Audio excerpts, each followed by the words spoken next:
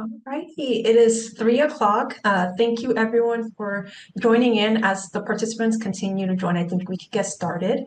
First, I want to say thank you to Mrs. Omran, who actually suggested this topic on socialization, isolation, and mental health. And then also thank you to Cindy, Madison, and Joy for being our panelists this time around. And I'm excited for all the wisdom you guys are going to share today. So you guys don't mind taking it away, Cindy, you're the first one on my screen, so if you want to introduce yourself before we get into the presentation. Sure. Hi, I'm Cindy Frechette. I have two children, one with allergies and one without. My son was in the program for about 3 years and just recently graduated this September, and his main allergies were egg and peanut. And Madison. Hi, everyone. My name is Madison Blair. I am a patient. I started at 26 years old, so I'm probably one of the oldest people to start. I started emailing when I was 21, begging to be accepted, and they didn't um, expand the age until recently. I am also a licensed therapist, so I'll be speaking to the interaction between food allergies and mental health. And Joy. Hi, please excuse my background. My technical difficulties are not being my friends right now. Hi, my name is Joy Williams. I am the mother of one amazing son who was born with food allergies. We've been on this food allergy journey really since he was born, but he was diagnosed at 5 months. So happy to be here and share any information I have. Okay, well, thank you for your lovely introductions, and I'm going to get started with the presentation.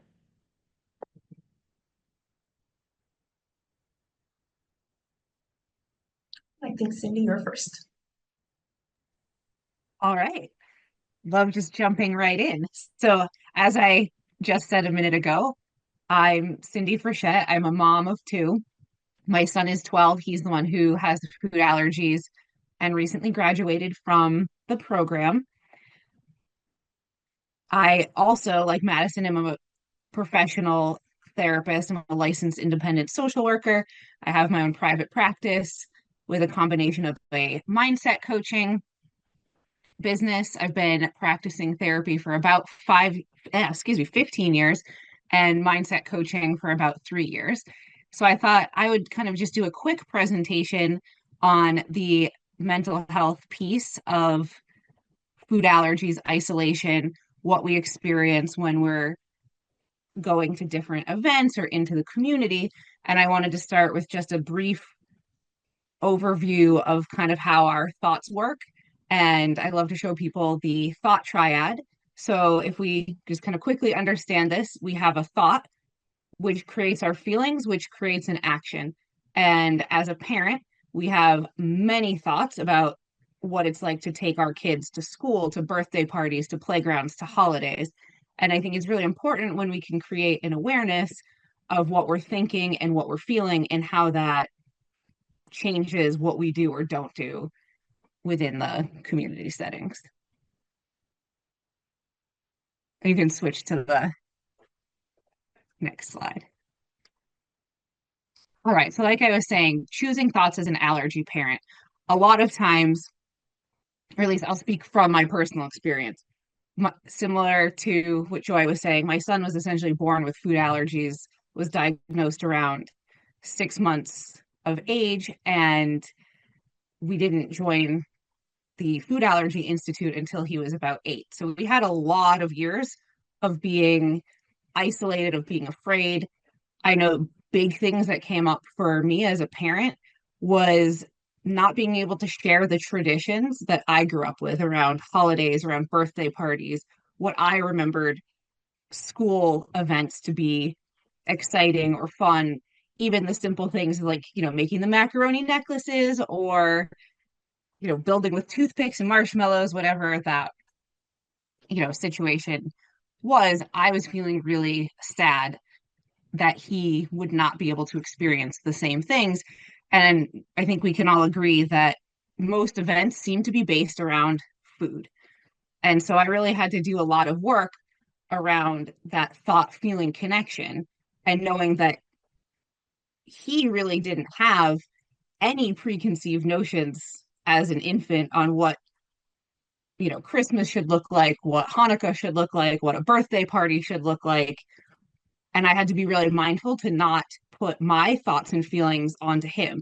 And so how we started working with him was creating new traditions and really thinking about what is important around the event that we're going to. How do we make it safe for him? How do we not transfer this anxiety? And, certainly there was absolutely events that didn't feel safe and we had to really work on safety planning and teaching him to advocate for himself. But I did want to share just a little bit about our old thought patterns and our new thought patterns. And so, like I said, some of the thoughts that I personally had were I can't share my holiday food traditions with my child. My family is not considerate of our needs. I can't tell you how many times we would go to a whatever, like I said, birthday, holiday, and everything was not safe for my son, especially as a toddler. Very concerning that he would accidentally eat something, someone would kiss him. And ultimately, the thought was, this is not safe for my child. Through a lot of different work, I was able to kind of come up with some shifted thoughts. I can create new traditions not centered around food. My family does not understand food allergies, and we have a safety plan to keep him safe.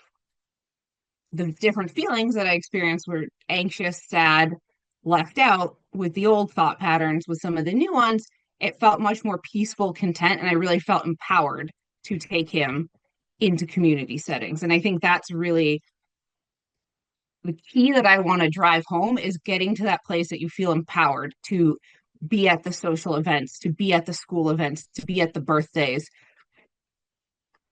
And like I was saying, if we go back to our thought triad, what actions are we taking as a result of our feelings? If we're anxious and we're sad, we might miss an event. We might sit in a corner and be away from an event. We might go to the event and be resentful. I know I certainly experienced that many holidays in Evan's early life was being in that place of anger and going to an event. And that never feels good. That doesn't end well for anybody. With shifting those new thoughts around creating new traditions not centered around food, really having an understanding that people aren't doing this at us. They just don't have an understanding of the seriousness of what food allergies look like, and creating a safety plan and trying to share that with people. We were able to attend more outings. We created new traditions. Both of my kids would tell you now birthdays are really around decorations, and they look forward to what unique things they're going to wake up to in the morning of their birthday. They always get like a little, I don't even know what to call it, a curtain, like those like tinfoil shiny little curtains, and they get balloons and all what all kinds of decorations for them. And it's important that they look forward to what they enjoy. They don't even know that they've really missed out. I mean, as they got older, they saw what other people did, but creating those traditions and involving them in what's important.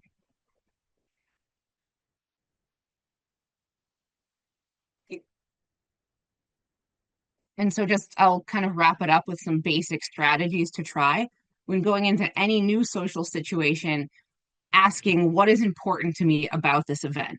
And I think that's really critical in being able to refocus our thoughts, because what we focus on is what we find. And our brains love patterns and they love looking for reasons why whatever we're thinking is true. And so if we can go into any event asking, what do I want to get out of this? What's important to me? Then we very often will find that and then repeat a nice loop. To help with some anxiety, I like to talk about any time we go into the community, playground, birthday, school, mall, what are the things we know and what are the things we don't know? And really almost turning it into a fun game for people, for kids especially. It's like, okay, we're going to the mall today.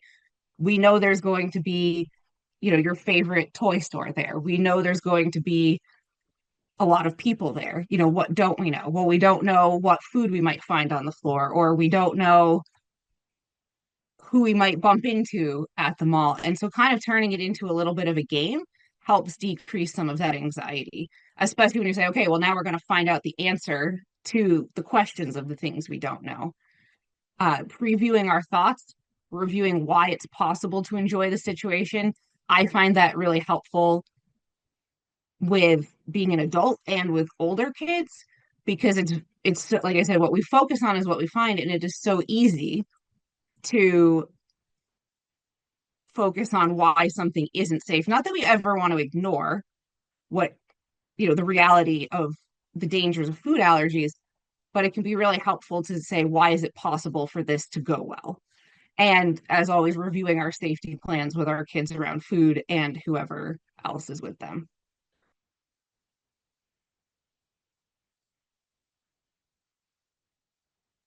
Okay, thank you, Cindy. That was amazing. So like I said, I am a current patient. I'm allergic to tree nuts, coconut, fish, shellfish, pretty much every tropical fruit, and then I have really severe environmental allergies. I am a licensed therapist in private practice. I specialize in trauma and as well OCD. I use several different modalities in my practice, including EMDR, which stands for eye movement desensitization reprocessing, which is a wonderful type of trauma therapy. I use IFS, internal family systems, and parts work, which look at all the different parts of ourselves that have been impacted throughout our life, like if we have a people-pleasing part or our younger child parts. And then I use exposure and response prevention for the treatment of OCD. And I work with ages 5 plus. I'm gonna go to the next. Okay, so obviously, I'm sure as parents of those with children with food allergies, we know that it takes a toll on the mental health of youth. Children and teens with food allergies tend to have a lower quality of life and higher levels of psychological distress than peers without food allergies. So I think that the most helpful thing you can do as a food allergy parent is make sure that you're I mean, every parent, but especially make sure that you're attuning to your child's mental health. And I also think that, the TIP program in general is especially mentally challenging, not just for the kids, but for the parents, seeing your child eat the food that they once potentially almost died from. Um, and the impact of food allergies on mental health varies by age group. So for school age children, ages 5 to 12, there's an increase in maternal distress and overprotectiveness. So I think there's this really fine balance that food allergy parents need to, battle with is like, okay, am I being cautious or am I being obsessive, right? And finding that balance. I have a client right now who is a teenager with many severe food allergies, and it's become more of an OCD type thing, right? Where they can't sit in a chair where someone else has sit because, oh no, what if there was like an allergen on their clothing and they sit in that chair, right? So it's like, how do we walk that fine rope? And then with adolescents, ages 13 to 17, there's higher rates of peer bullying when you have a food allergy. And this comes from a peer-reviewed article through the Food Allergy Journal, I think it was called. So, fear and anxiety. I don't know if you guys have heard of like nervous system dysregulation, but we have our nervous system, which helps regulate our emotions. Our ideal, if you look at this chart, our ideal place of being is in our window of tolerance. So that's when we are most emotionally regulated. When we jump into hyperarousal, that's when we are emotionally distressed, we're overreactive, we might not be thinking clearly. And then when we're in hypoarousal, that's kind of when we shut down, right? When we might be depressed or feeling numb or unmotivated. And it's really important to say that like we all jump throughout these throughout the day, right? So like let's say you're running late to pick your kid up from school and you're stressing out. You might be going into a state of hyperarousal in that moment. And then let's say you're in a meeting and it's boring, you might go into a state of hypoarousal, right? So the goal is to be in our window of tolerance.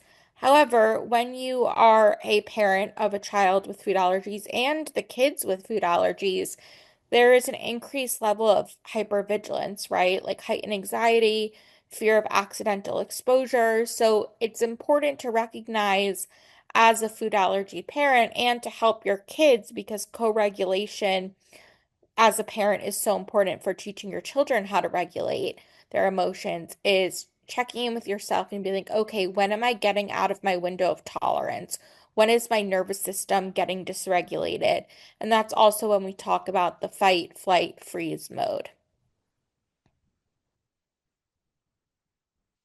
Okay, so social anxiety and isolation, children with food allergies and parents too often hold different cognitive distortions about themselves, right? Like I'm a burden or I feel less than. Exclusion from social activities obviously makes this worse. Feelings of embarrassment and self-consciousness, like if they have to sit at the peanut-free table at school, low self-esteem and shame.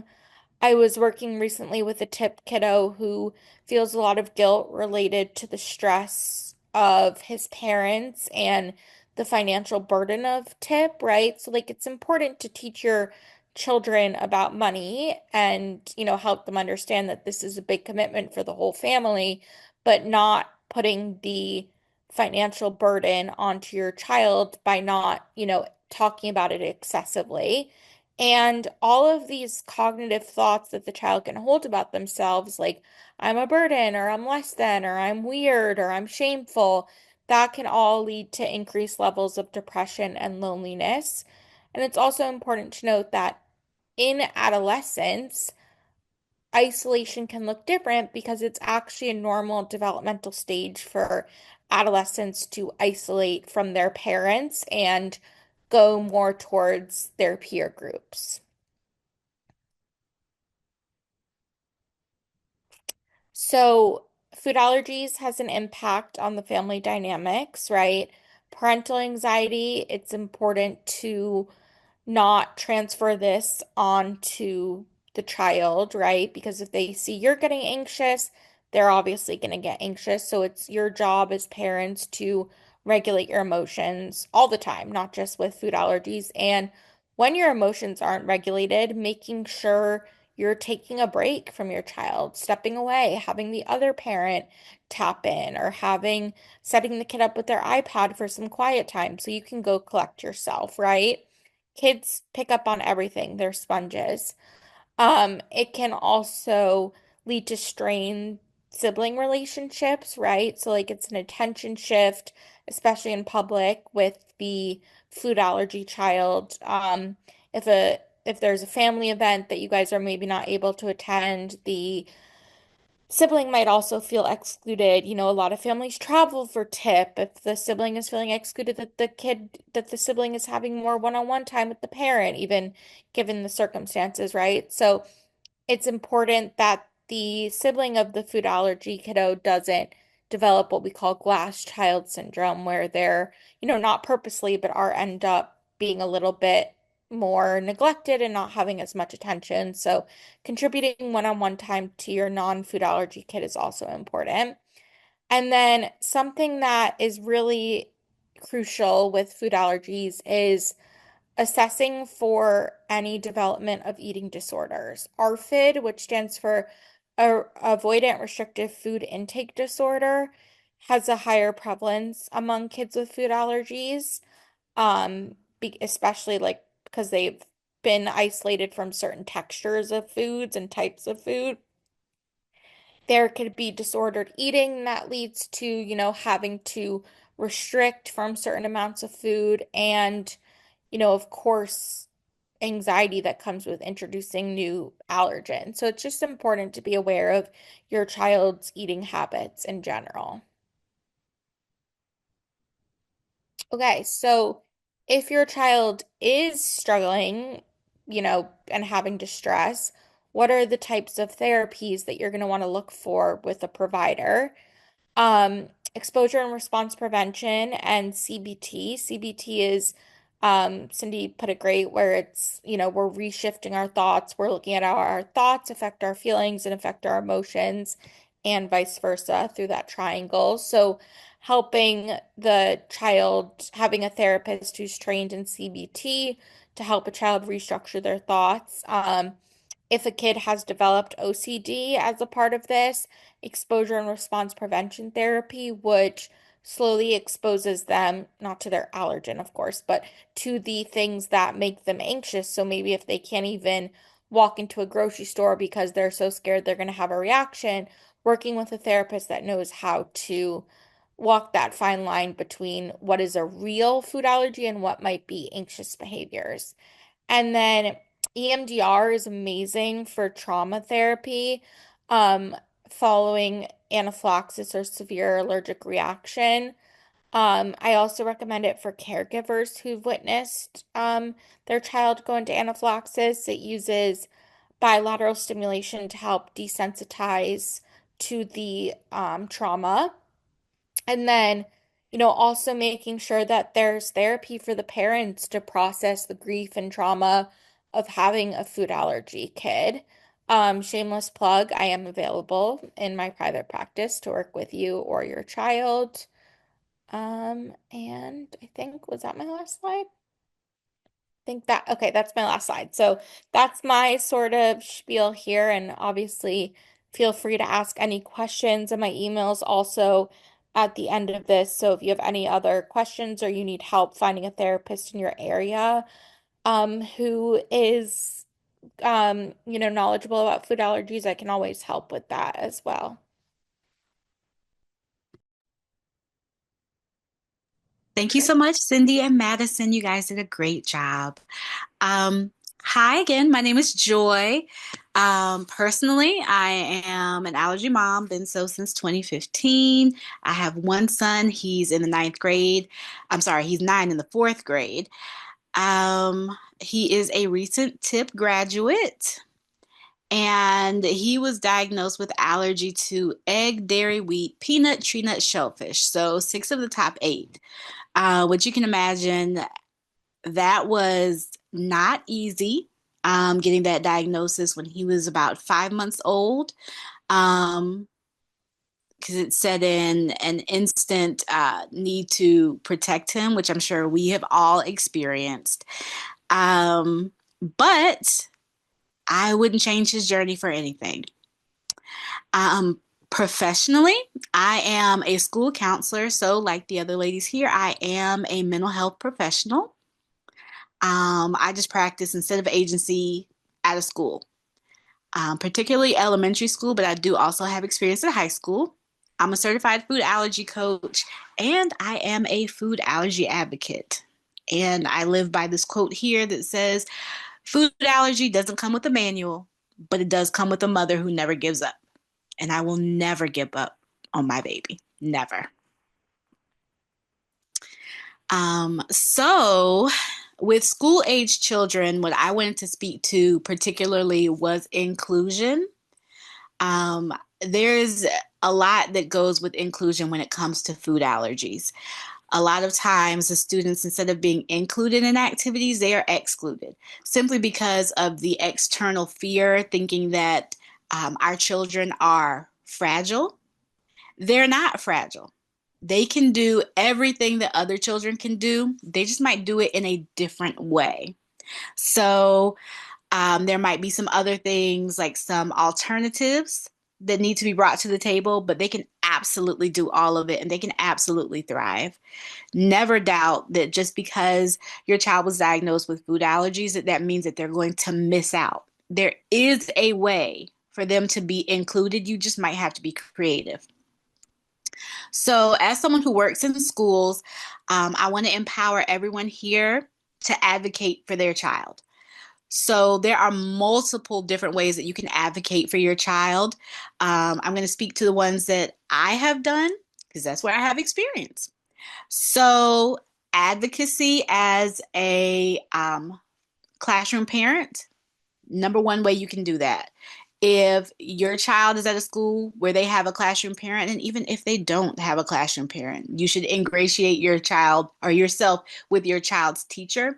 Build that relationship, build that bond so that that way you will know when they're going to have school events, classroom parties, um, anything where there may be a potential allergen.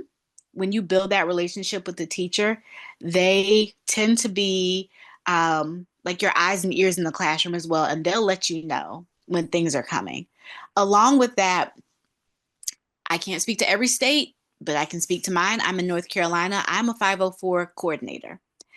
I advocated for my son to have a 504. So for his 504, he has some extra things like he um, can have water at any time. There is a special bin for snacks that I provide for him. Or they're required to give me notice before they have events that are going to involve food. Um, that notice is so that I can provide alternatives for him. And I don't just provide alternatives for him, I provide alternatives for other students in the classroom as well, because it's not just him that has food allergies. And also, the more students who are interested in trying the alternatives, the more inclusion there is for your child in the classroom because they're not the only student who is eating the alternative food, which always seems to work out great.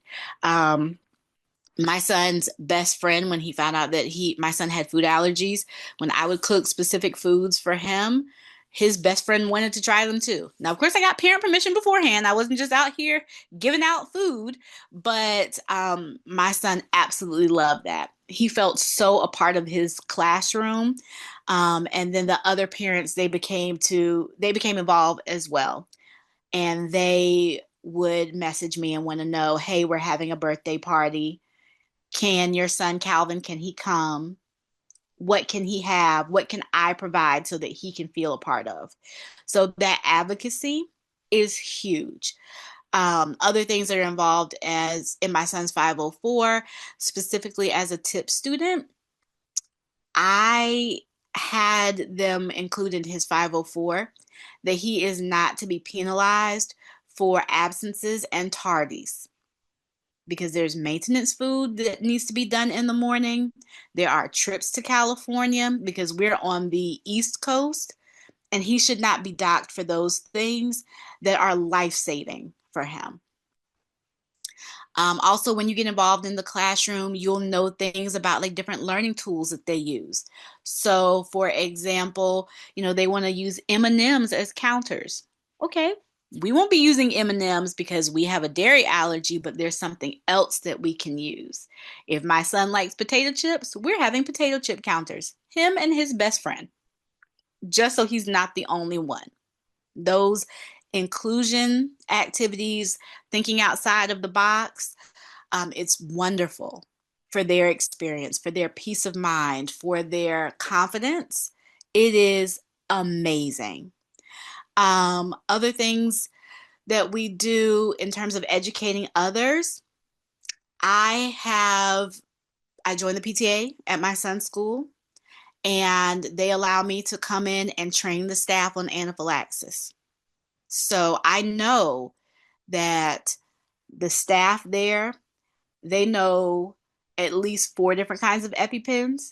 I bring the trainers. I talk to them about what anaphylaxis looks like.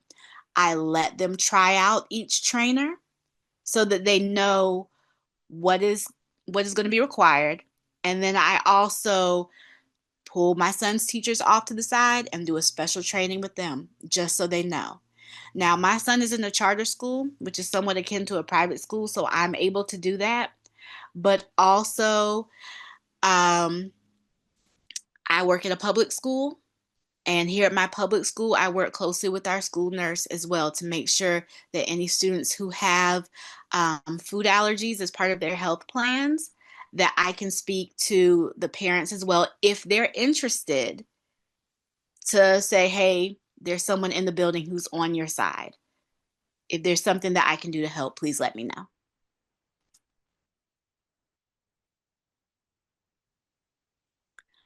So, one of my favorite things when I train people is I tell them think craft with a C, not craft with a K. So when you're going to have birthdays, special events, things like that, think about a way to include a craft into the activity as opposed to always making it a food related event. So you'll see in this picture here, I actually did get parent permission for this picture. The one in the middle, that's my special guy, and it was the birthdays. And so what we did was we created this birthday chain necklace. This was an amazing thing. All of the kids in the class, they created and decorated these little slips of construction paper. We stapled them together like chains. And then the birthday kids get their own birthday necklace. It's something special from their entire class. And so no one is left out because this is something specific that they get to do. Another thing that I Sorry, like. can I ask a question? Because you guys keep on referring to slides. Are the slides not on? Because I don't see any slides. And I know this is the second time someone referred to I see the slides. slides just fine. Oh, okay. Maybe it's my end. Sorry to interrupt. Oh, no, you're You may fine. have to just swipe. I'm not sure if you're on your phone or your computer, but you may just have to swipe. It's computer. Yeah. Okay. Sounds good. I'm sorry. I'll share them after the presentation though, so you'll have access to it too. Okay. Sorry. After Thank you. the Sorry to interrupt. Okay. Oh, no, you're fine. Something else that I really like to do is something called Your Future is Bright. So, particularly around graduation and special events, and people want to come in and have food related parties. Instead, we'll mass order sunglasses with like stickers, and the kids can decorate them. And so, those things are things that you can do to help celebrate as well. It's not food related, everyone can participate. Now, if they do want to have something that's food related, again, this is where you have made those relationships with the teachers and you know what's coming, so you can plan. As the classroom parent, I would get a list of the students, well, not necessarily the students, but a list of the food allergies in the classroom. And then I would create a menu that I knew everyone could have. And then I would put those specific things and request that parents give those things. So let's say no one in the class is allergic to grapes. We're having grapes, plain chips, and soda. Like there are things that you can do. And then everyone's involved. For birthdays, I know that those can be really challenging in the classroom, birthdays and holidays. Pick a themed craft. If you need examples of crafts, please reach out to me. I'm more than happy to provide examples. With birthdays, if there is a group of students and their birthdays around the same time, let those students pick a theme. And then we're going to have, like, if they pick an ocean theme, because that's what they've been learning about, we're going to have like a little whale cup craft. We did that in my son's class as well. You can get creative. There are a lot of things that you can do to help make sure that your child is included and they don't feel ostracized. Now, it's not going to be 100% perfect. There will be times that they may not be able to be included, but for the most part, or included in the exact same way, but for the most part, they absolutely can do what everyone else can do. It just might be a little bit different.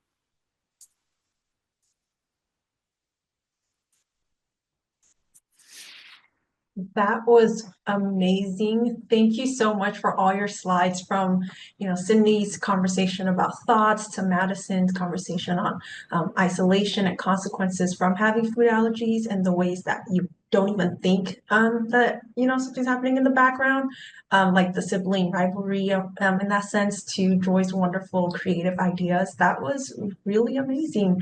For everybody in the call, now we're in the Q&A section. If you have any questions you've been dying to ask, feel free to unmute yourself or to type it in the chat. This can be related to the presentation. It can also be something related to the program alone that has nothing to do with the presentation. So I'll let you guys take it away. Yeah, if you don't mind, I wanted to unmute myself and ask because I Yeah. am going to have to drop off the call very shortly. The kinds of advocacy and tips and tricks that you're sharing worked great for us through fourth grade. And then we switched schools.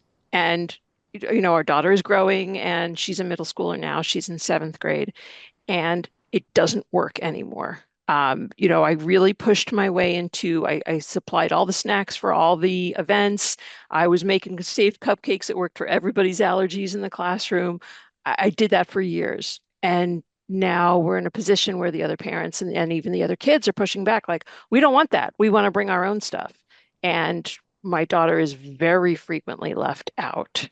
I always supply her with her own snacks and treats, especially if I know ahead of time that there's an event, but we don't always know ahead of time. And it's a private school, so there's no 504. Like, where do I go? What do I do? And on top of all of this, because she's a middle schooler and because girls in middle school can be very mean, I suspect she's developing an eating disorder over all of this. Mhm. Yeah, so middle school honestly is a different beast all by itself. I've actually been working with middle school registration for my kids this week at elementary, and I go frequently to the middle school that our kids go to talk to them, and it is challenging. I want to validate everything that you're saying. It is absolutely challenging. It is very different. The challenge with middle school is that they don't usually have class parties or class events, at least not here. At your child's school, how do They they do. handle those special events? It's all done by potluck. So, for example, they did a pie day in math Hmm. class, and everybody brought in pies, and not Hmm. a single thing was safe for my kid. Hmm. Hmm. And the teacher said at the last minute the day before, oh, by the way, try to bring things that don't have dairy. Of course, my daughter has a list longer than a dairy allergy, but that's what Hmm. he said. And even he himself did not follow his own rule. Hmm. Literally everything that was brought in. Yeah. So, from my understanding, even if your child is at a private school, most private schools do have school nurses and they do have a health plan. Is that the case at your child's We school? do not have a school nurse. There is a point person who Hmm. does some nurse type of work. I don't know if there's a health plan. That's interesting. Before we joined the school, obviously, we spoke at length with the headmaster and the Hmm. master of the middle school and all of that. Hmm. Um, we fought for her to be able to carry her own EpiPen on herself, Yeah. so A lot of that's schools big. don't like self-carry. You're right. Yeah. Yeah. Her Hmm. previous Can I school did also not. jump in Yeah. real quick? Please. So my son's in seventh grade, and not this year, but he previously was in a private school. So I very much relate to what you're saying. We didn't have a school nurse. We didn't have, it was very, I mean, it was a small private school. They didn't, they don't have 504s, they don't have IEPs. And you're right, middle school is an entirely different animal. Um, I guess my question, and I'm also happy to chat off of here too. I don't know Yeah. how much time we're allowing per question, but I guess my thought is it sounds like your daughter's struggling in this environment and she is experiencing this to be a problem for her feeling isolated. Does she have any, I always think our kids are really the best problem solvers for these kinds of situations because they're living it day to day. Does she have any thoughts or opinions on what would make her feel better in these situations? Because she's becoming a teenager, she's resisting some of those conversations with me. It really depends on when and how I ask her. But I can certainly revisit that. I know for my son, and again, I know the boy girl difference in middle school is also very real. My daughter's in fifth grade. I don't know what middle school is for where you are, but my son very much would rather kind of sit there and not, I don't say not participate. I don't know how to say this comes out right. Like if there's an event that he at school that's unexpected that he can't participate in, he very much is like, hey, this happened, wasn't happy about it. Can we do something special after school? Can I have a reward for We do sometimes do that. We do sometimes have our own little private family celebration of whatever it was that was the event of the day. I also make sure that her lunchbox or her backpack always has an extra treat for the surprise of whatever may happen. Um, but she's not always getting included. And that's hard. So my my thought is, what is her circle of friends like? Because even if she has one to two other Hmm. friends that are in her class that may be willing to try the things that she brings in, then she's not alone. Right. But that takes building relationships with those students and their families, Yeah. which is, it's community advocacy, Yeah. but building that tribe for her. So when she goes into that building, she knows she's not by herself. There is going to be someone there who's going to be willing to be with her. Yeah, no, and that's a great point. And there are one or two that I think would be allies for her in that sense. But again, the problem is middle school and which girls are talking to which girls which week changes on the daily basis. Hmm. It's Hmm. an incredibly challenging time Absolutely. for interpersonal relationships among the kids. Hmm. Yeah, it very much so is. I think that it might be good to look into some potential like outside counseling resources for Yeah, her as she's well. yeah, we Yeah, to we build up are that, yeah, we are in you got to therapy. build up that Yeah, self-esteem. And yeah, then the more that you build that up, if you have self-esteem plus advocacy and the community around her, she stands a better chance yeah, of weathering the storm of middle school, yeah, because yeah, high school will be a little bit more different. In high school, when they can go off campus and get what they want, then it's okay because yeah, everyone's doing something different. It's that middle school age where everyone wants to be alike but be different at the same time that creates the challenge. yeah. Okay. I'm just taking a couple of notes here. Thank you so much for addressing my question and my concerns. Absolutely. No, Mike, I think you raised your hand if you wanted to come off, unmute yourself. Yeah, thank you so much here. And I'll be quick. I don't know if this is the right forum to bring this up, but as I'm listening to this, we're down here in the southeast, and it's just not going to happen for us to get out to California 4 or 5 times a year. It's just not feasible right now. And our question was, is it realistic to think that we're going to be waiting for quite a while before something comes to the Midwest or somewhere in the East? Or is there something in the works that we can kind of hang our hat on that, there might be a chance for us to get involved with the Institute with something that might come more towards the East or the Midwest? So I will say from Dr. Rendell's last patient circle, the call that he joined us on about a quarter ago, he did mention expanding over to the East Coast. However, I can't give you a solid date on when that would be, and I don't want to misrepresent the facts. So I think I have your email and I know your name now, so I will give you more information on what the timeline is looking like from a more solid source, if you don't mind. All I met right. with Dr. R last week and he said that that after the Northern California, it will be Tennessee.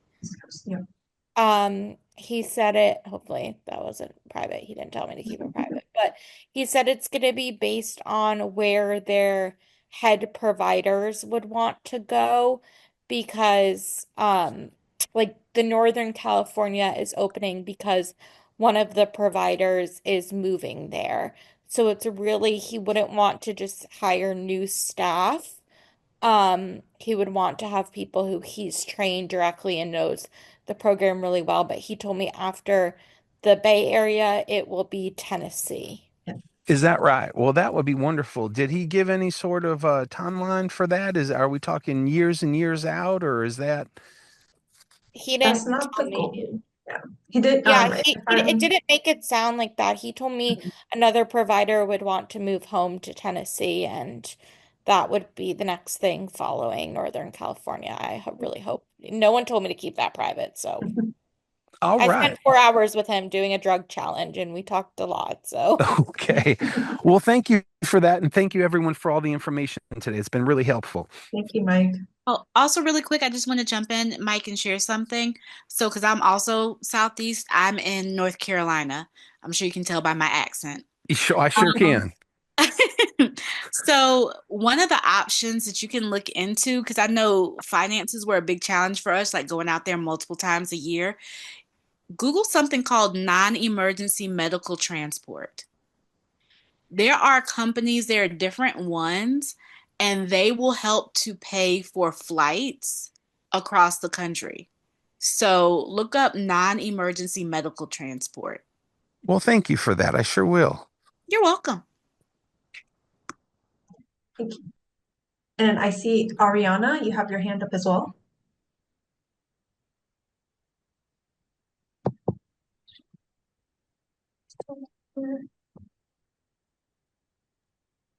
She's on here. Yeah, I'll ask her to unmute when she comes back on. And in the meantime, I think there was a question on in the chat, which Madison may have answered, but I did like your question. I kind of wanted you to say it also for everyone to Can hear. you hear me? Oh, yes, we can, Oh Ariana. my God. Thank you. I'm so sorry, everyone. It was not allowing me to unmute for a minute. My question was for Madison or anyone else maybe on the call that can answer it. We have been on the program for 4.5 years. We're one of the long haul ones because my son has so many allergies. We're almost like we're starting to see the light at the end of the tunnel, getting close. Maybe we have another year left and very hopeful. My son is turning 8 and now a lot of the mental health challenges are have been coming in the last year. He has developed a lot of anxiety. He pricks his skin to the point where he makes himself bleed. I mean, he has lesions all over his arm. mm, A lot of the pressure and stress, and as a mother, maybe my overprotectiveness over the years, finally kind of built up to this. So as we're getting closer and things are starting to feel easier with the program, it's now evolved into like I don't know, maybe a I don't know what to call it, a mental health area where he's needing yeah. support, and we're It, just go ahead. so what skin picking and hair pulling, all of that stuff, it's called body focused repetitive behaviors. BFRBs. So you're going to want to, if you decide to do therapy, you're going to want him to get in with a therapist who's trained in habit reversal therapy, which is a type of therapy that specifically focuses on stopping BFRBs. Obviously, that's often a manifestation of his anxiety. So I mean, if it was my kid, I personally would want to like nip it in the bud. He's still young. So I would really just recommend getting him into some sort of anxiety focused therapy with a therapist who's trained in working with body focused repetitive behaviors. And that it's not like it needs to be a long-term thing, but just being able to give him some sort of coping skills. I think also when kids graduate the program, it's like, oh wow, this has been my whole childhood, my whole life. Like now what, right? So being able to work through that and that new iteration of their life is also important in my opinion too. But skin picking is body focus repetitive behavior. Thank you. Very helpful. And I'll add one thing in. I know sometimes it can take a little bit of time to find a therapist. In my experience working with kids who did skin picking, not a long-term solution. Definitely want to do what Madison was saying. I don't know if you know or remember those koosh balls. It's like those little balls that have the elastics that come off of them. I don't know if anyone knows what I'm Yes. referencing. I've had good success using those instead of skin picking because it satisfies that same piece that you're like pulling stuff off. Might help in the interim while you're finding someone to work kind of more longer term with him. Thank you. Appreciate it. All right, I have thank a you. question if there's no one else in the queue waiting. Go ahead. my question was, I'm hearing my kids are in they're both in tip. We just started. We're going to do visit one soon, and they're both in daycare.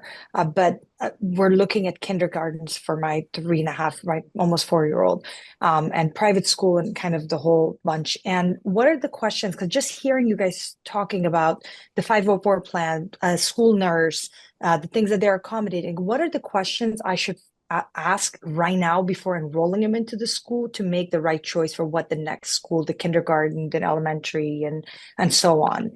Because we're at a place where we're debating private versus public. I just don't know what questions to ask to make that decision because it's things that I don't know are going to come up. I would say the main thing that you want to ask first and foremost is what is their stance on food allergies and what is their experience with food allergies? Because private schools, as you know, it's been shared here, they have different rules than public schools. Public schools are going to give you the options for the 504 or an IEP. Although in this case, an IEP wouldn't be appropriate, it would be a 504. But a 504, if you think about it, it gives you extra accommodations for a health condition. That's the long and the short of it. Which is why my son's school, it's a charter, so it's kind of like a mix between public and private. So I get kind of like the best of both worlds. That's my personal opinion. It's working for us. And the 504 has really helped. But when I went in there, my question was, what are your thoughts on food allergies? And what has been your experience? Because a program that hasn't had an experience with food allergies, they tend to be less flexible with the needs of our children. It's just like everywhere else. People who hear food allergies, they don't necessarily realize and understand the severity of it. They don't know exactly what they mean or what that means. You know, they kind of think, oh, it's a cheeseburger. You're allergic to dairy. Just take the cheese off. They have food allergies and like different tips, like talking about like, you know, with anxiety, other kids anxiety from different situations because of their allergies, that kind of thing.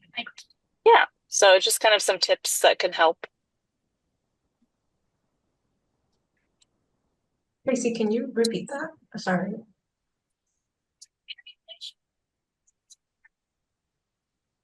Hold on. I think your audio is going in and out, so we can't hear you clearly. But yeah, I would start with those two questions. And then go with what makes you feel the most comfortable.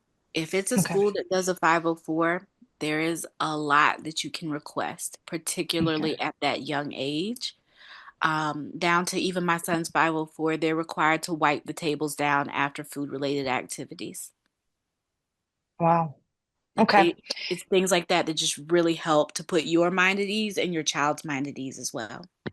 I never thought that school nurse or having a school nurse there, that I haven't even thought about this question, but just hearing folks talk, is that something that as a food allergy parent is important to some folks to make sure? Because I hear some schools don't have school nurses from this conversation. I thought every school had it, but private schools may not. Not every school has a school nurse, and a lot of public schools, they share school nurses, which means you may have one school nurse who goes to multiple schools, so they're not at the school all day.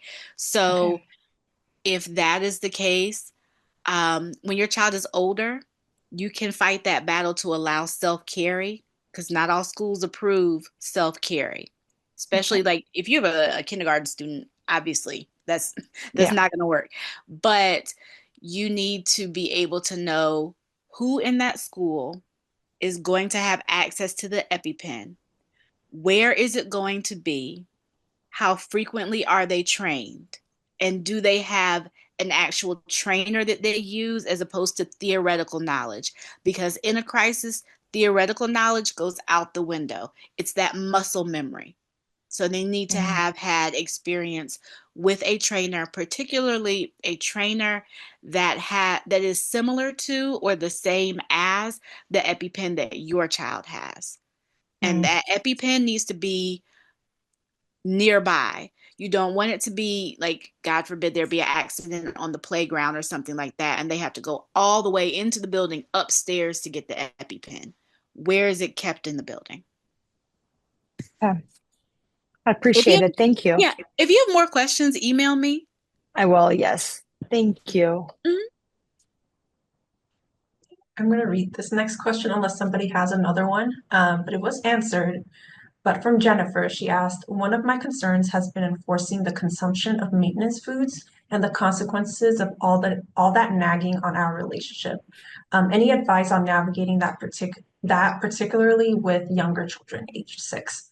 I think Madison, you had answered that, but I did like your question. I kind of wanted everybody else to hear it and kind of get those ideas as well. Yeah, so I have a kid I'm working with right now who is 6, and it was like a fight every morning with getting the maintenance foods in. So we came up like with little non-food related prizes that he can get. Also had the parents like make popsicle sticks and write like a little like after school activity that they can do once a week if they get their maintenance. But something that I made for one of the kids that like has been a big hit is like a little like bingo sheet and like put all the different maintenance foods. You can make it on like an Excel doc, all the different maintenance foods in there, and then have the kid like roll a dice, and whichever little box it lands in is the maintenance food that they're gonna do first. I found kids really like that. And then they also make these like little plates where it's like a little maze or like a racetrack and like have little um like little slots and they can like eat up to the little prize. Also this might sound really weird, but um like dog enrichment toys have like this little things where you can like open a different slot and a different treat is in each one. So depending on the type of maintenance food you're doing, you could like have them open a little thing and it might be a certain amount of nuts. So just like things to kind of try and make it as fun as possible. Appreciate I that. just Our want to, Josh. Go ahead, Joyce. I just want to jump in really quick and say, so two things that really helped in my household were, it's gonna sound crazy, but Cajun seasoning. I swear by it. I don't know why, but for my son, the foods that he did not like, I put Cajun on them and he ate them like it was nothing. Like down to like even the seafood. I don't know many kids who like clams, but clams and Cajun, it was a hit. So you might be able to find like a seasoning that your child really likes. Cajun was strong enough to like overcome the aftertaste of many a food allergy foe. Um, and then also I made homemade applesauce and I would add different flavors to the applesauce.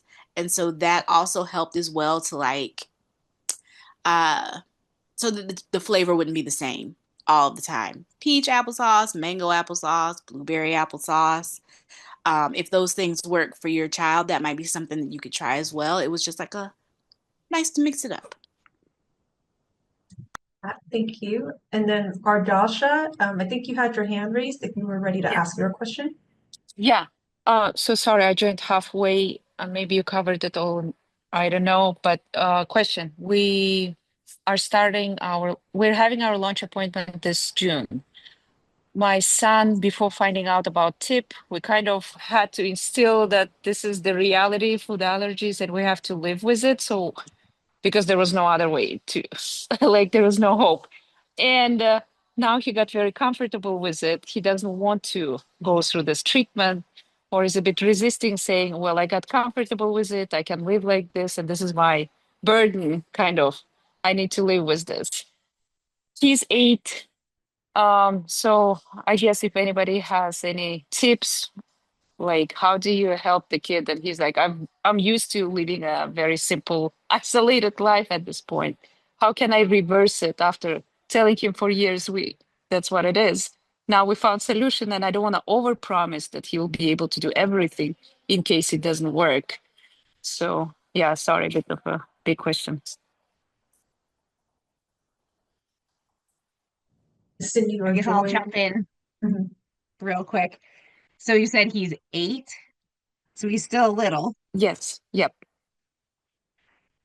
So I guess my short answer would be my guess is that some of this is based in a little bit of fear of the unknown, and that, Yep. it's always easier to stick with what we know. And so Yep. having some conversations with him around validating that, this new adventure might seem a little bit scary. And I know that you are comfortable with where you are now, and might also be helpful to talk about kind of, I guess, mirroring opportunities that, what are some new things that he's tried before that ended up being really successful for him, or something that he's really enjoyed. Um, that might Yeah. be, I guess, kind of my basic suggestions of Yeah. starting. And I also think, I forget who said this earlier in the call. It might have been Madison, talking about that this becomes their identity. And Yep. my son went through that a little bit too, that, he's like, I'm just the food allergy kid. Like, he, even at one point in the program, he quite literally asked me, he's like, who am I when I don't have food allergies anymore? And that was Yeah. a conversation that we had, was, there's lots of things that make you up as a human being. You are not your food allergies. And I know some of these conversations might be better served in a professional environment. It can be hard being the parent having these Yep. conversations, but that's just Yep. kind of, I'll just throw that out there as Yeah. my two Yeah. cents. No, that's helpful. Yes, because he's made it part of his identity, and we usually share it at a party or here or there that, like, yeah, there's allergies, so don't feed him.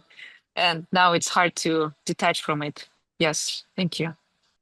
I just saw someone who made a comment in the chat, and I was actually thinking the same thing.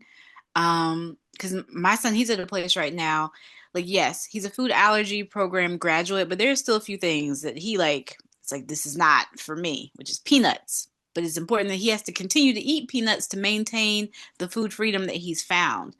And so what we did was we created like a wish list of things that he would like to try. And then we, like, now and through the program as well, it was, hey, I know you do not feel like eating chickpea again. I know it's not your favorite, but this chickpea is going to get you to your goal of eating pizza. So if you want to eat pizza, let's make it through today, and just taking it one day at a time. That wish list was extremely helpful, because the first time, one of his goal foods was like eating anything from Chick-fil-A. The first time he was able to eat something at Chick-fil-A, we went directly there after the visit. He got his Chick-fil-A. After that, he didn't care what he had to eat anymore, as long as he could continue to eat his Chick-fil-A, because he loved it that much. So some of those things, like a goal food, can also be extremely helpful as well. Goal food, goal Yep. restaurant, things like that. That's awesome. Thank you. Thanks a lot.